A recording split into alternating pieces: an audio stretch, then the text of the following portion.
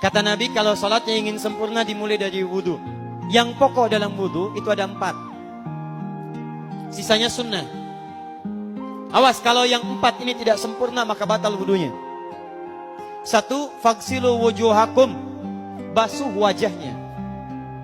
Kalau disebutkan wajah dalam bab wudhu, itu tidak ada yang lain kecuali bagian tampak muka. Jadi ya,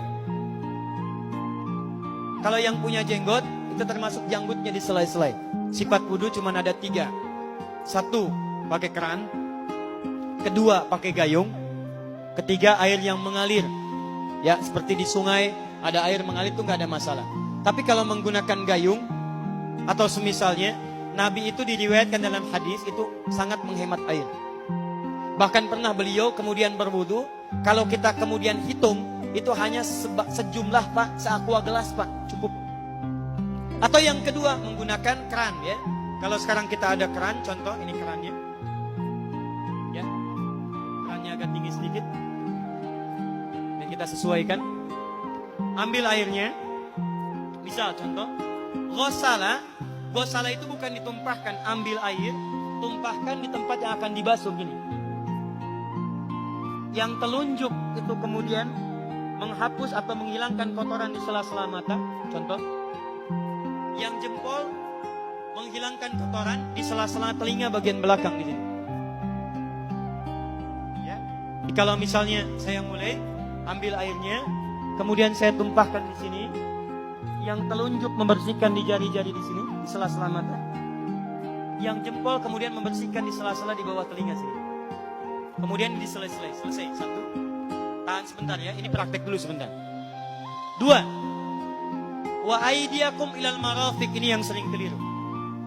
Dan tangan sampai siku, bukan dari siku ke tangan. Jadi saat kita mengambil air wudhu, ambil airnya, tumpahkan dari sini ilal marafiq sampai ke siku ke sini. Balikan lagi ke depan. Jadi bukan kerannya dibeginikan, sikunya dibeginikan, takut, bukan. Jadi bukan siku diteruskan ke bawah. Yang tepat itu ambil airnya, kemudian basuh dari sini sampai dengan ke sikunya. Hati-hati, ini ada maknanya. Dan jika benar di hadis Muslim, jika orang wudunya benar seperti ini, maka bersamaan dengan jatuhnya air wudu itu, jatuh pula dosa-dosa dan kotoran yang melekat pada anggota tubuh. Tidak cukup dengan amin, nanti kita lihat dulu. Tangan selesai, pindah kemana? Bukan ke rambut, tapi kepala.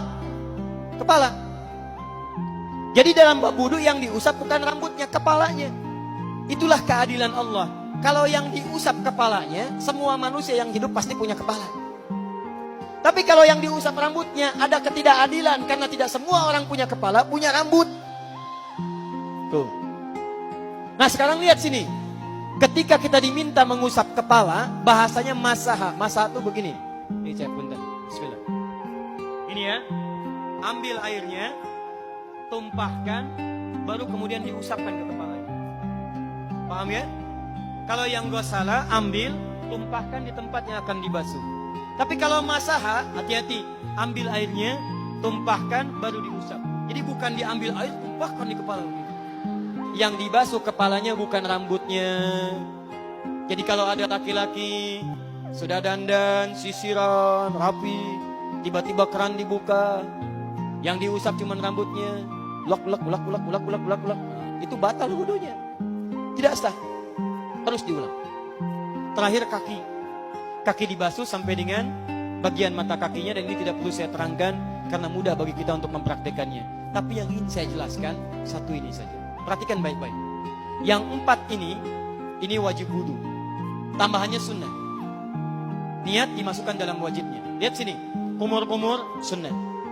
Telinga sunnah. Istinsyak sunnah. Yang 4 ini wajib.